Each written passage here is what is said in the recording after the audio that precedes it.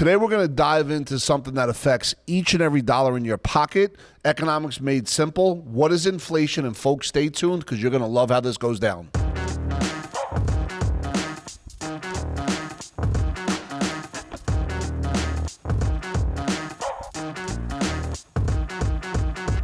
So what is it? Inflation is when prices of things rise over time. For example, in 1980, you could buy a movie ticket for less than $3, while these days, it'll cost you approximately $9 on average. Although it can feel bad when things become more expensive, it's pretty normal, even healthy, for an economy to experience a steady amount of low inflation. So let me just paint another picture.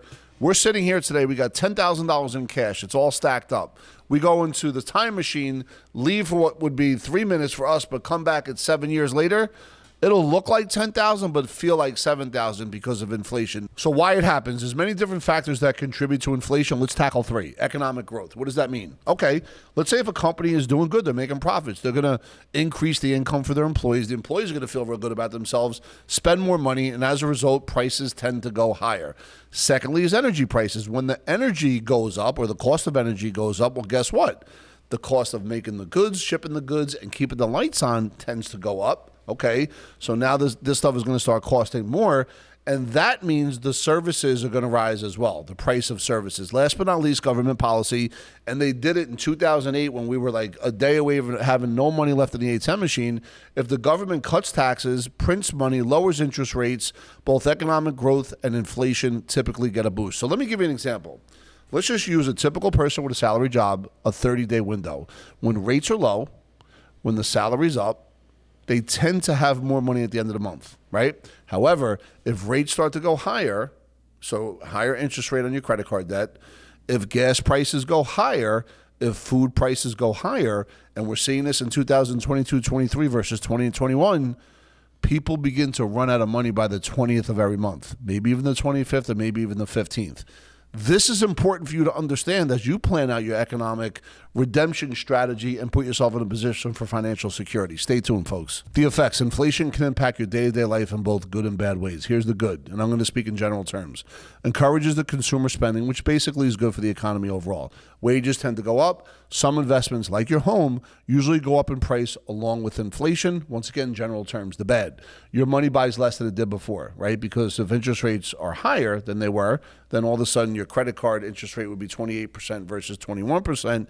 And last but not least, some investments like CDs or cash are below what inflation rate is. So that means that money is actually stagnant, moving backwards. Now, think of it this way, though, and stay for the end because I'll be able to show you how to work through this. If you know how to high step through economic winter, we could turn the bad into the good plus, meaning you're going to be in a position to take advantage of a lot of things on discount. Stay tuned. The effects. Very high inflation can cause major problems throughout the economy. Some inflation helps grease the wheels of the economy, of course. A little inflation is better than risking deflation, and that's when prices fall, because deflation can pull an economy into a full-blown depression. I want you to think of Hong Kong in 1997, right after the Asian contagion. They went into a deflationary environment from 1997 to about 2004. And then Ireland in 2009, first time in 40 years, they went to a deflationary environment. So this does happen, and it has a very bad effect on countries' economies when it does. Last but not least, government policy influences inflation. Many governments can aim for about 2% annually. It's a little higher than that right now here in the United States. That's considered to be the sweet spot for slow but steady positive inflation. But I want you to think about something, folks. Inflation is different per person, per state.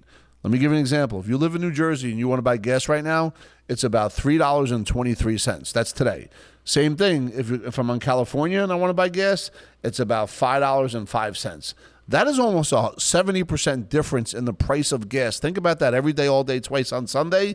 Those are two separate inflation rates per state, per person. So far, folks, we talked about what is inflation, the effects of it, and why it happens. Now, let's get into how do I protect myself against it. It's important to protect your money against inflation. If you do nothing at all with your money in 5 years, your purchasing power will have decreased by the amount that the inflation has increased. Remember I talked about going on a spaceship and you have $10,000 and then 5 years later you come back and it looks like 10 but it feels like 7? That's what inflation is. It erodes at the buying power of the dollar bill. So a lot of times folks will get a 30-year mortgage versus a 15-year mortgage. Now remember, the mortgage company wants you to do 15 years so you pay the house off faster so they get more now dollars. But you, the consumer, should do a 30-year mortgage, not generally, but think about the fact that if you go longer with your money when it comes to a 30-year mortgage, you're keeping more now dollars in your pocket versus giving it to the bank. It's just something to think about overall, not singular, when it comes to the planning process and how to protect yourself against inflation. So, folks, remember, if you're going to sit in cash, if you're going to keep money in fixed CDs, there's a risk of the buying power getting lost there significantly, and the best way to grow your money is to invest it or store it in rates of growth that has a higher rate of inflation. Of course, there's no guarantee here, but here are some options to include and think about. Because remember, Ray Dalio said it best. You should have 18 different asset classes. I'm not even talking about where to put your money. What I'm talking about educationally is to understand it's important to diversify within and amongst different asset classes. Here's 4.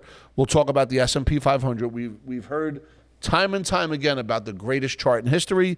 In effect, what it tells you from 1980 to 2022, the S&P 500, if you took no money out and if you reinvested the dividends, averages about 12% a year. Average, not actual. Now, remember, each year there's also an on average of 14% decline. So you got to be right from within and understand that, hey, behavioral finance is part of that as well, and understand staying on a path of economic freedom is the key. The second thing would be investment property.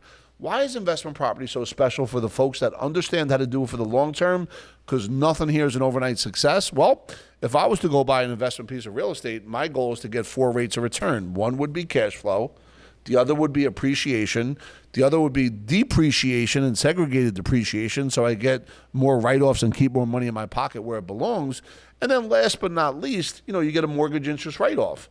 What I love is to tie whole life insurance, overfunded whole life insurance with mutual life insurance companies into that equation as a centerpiece on some level, because now I'm going to bring in protection from death, disability, lawsuit, inflation, and interest rates, and it ties everything together. So for us, when you diversify within and amongst asset classes and have the glue in there that can protect you from the things you can't control, you're able to high step through economic winter because you'll have a level of liquidity that you normally wouldn't have had you not done this. So folks, sometimes when I get into diversification, it sounds a little bit complicated, and I want to make sure that you understand we're going to simplify it all through the Epic Wealth Builder. Go ahead and click the link below. One of the team members here at Epic will take you through our free gift, which is going to show you how to turn your assets into a high-yield return on your investment, and that is by creating your own personal financial website, which connects all your financial institutions on one landing page so you could see your world real time at the click of a button, whether it's on a cell phone, a desktop, or a laptop. And basically what the Epic Wealth Builder does for you is it creates financial organization, the ability to identify opportunities. Last but certainly not least, you could also stress test certain decisions you may want to make on this platform. It's for free and it's for you. Don't forget to subscribe, link, and share. And at the end of the day, one of the members here at Epic is here to answer any of your questions. There is no obligation. There's just education.